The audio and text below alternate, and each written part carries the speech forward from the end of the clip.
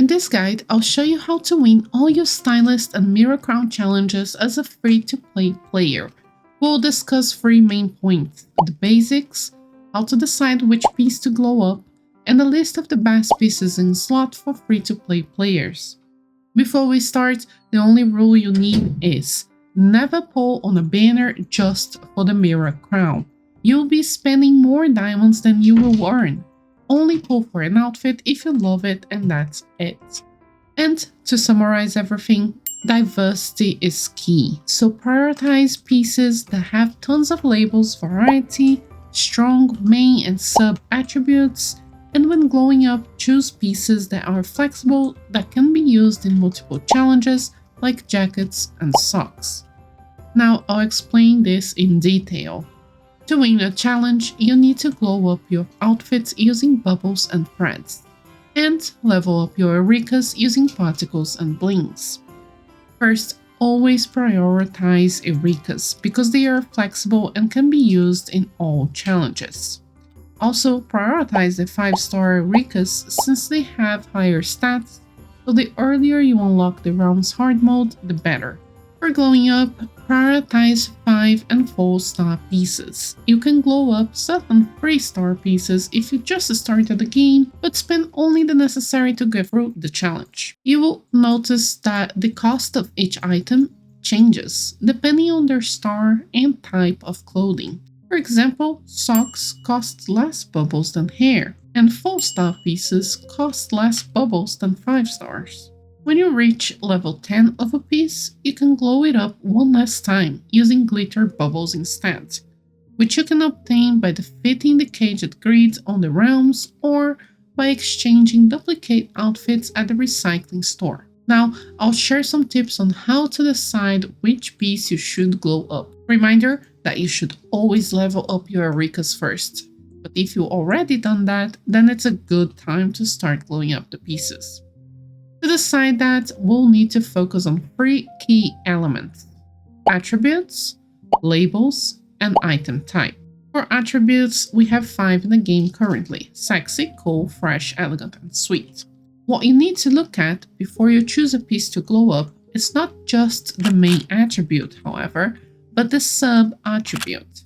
For example, here you can see the Charming Curls is a 5-star hair with a SS grade on sexy. It also has a grade B in cool. That means it has a very strong glow up score in sexy attribute, but can also be used in cool challenges, sometimes as a flexible piece.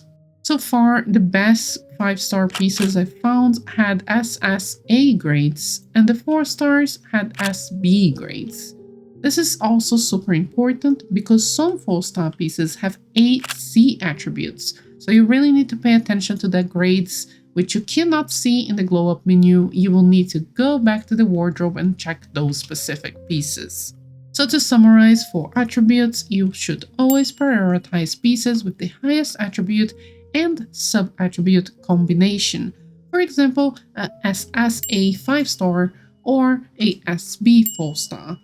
Keep in mind as well, if you're indecisive between 2 pieces, just look at the grades scores because they are not fixed. For example, a piece with 800 points in sexy can be deemed as SS, and a piece with 900 points in sexy can be deemed as an S piece. If you'd like to see the calculations behind the attributes grading, you can check the Reddit post linked on the description. We need to prioritize these because they will be useful for challenges that ask for specific labels. For labels, we have a ton, and they are useful because if a challenge asks for a specific label, for example, elegance and royal, even if your royal piece is low in points, like a 3-star piece, it receives a huge boost from the challenge that makes up for it. And that's why it's important to glow up pieces that have strong main and sub attributes, because if you have tons of these flexible pieces with tons of different labels, you can clear all of the challenges.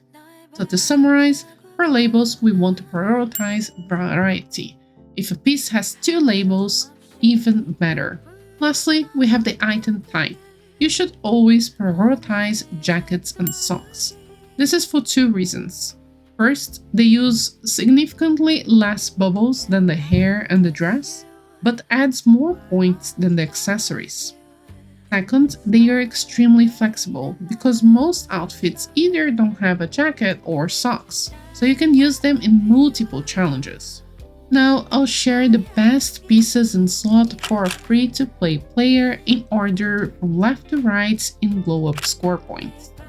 Keep in mind that if you have the Schematic or Deep Echoes pieces, then definitely check the points of those because they are 5-star pieces that are very strong with high scores and lots of labels, such as these. Lastly, some quick tips and summary of everything discussed. Diversity is key. Prioritize pieces that have strong main and sub attributes. Prioritize pieces that have tons of labels variety, especially the pieces with 2 labels.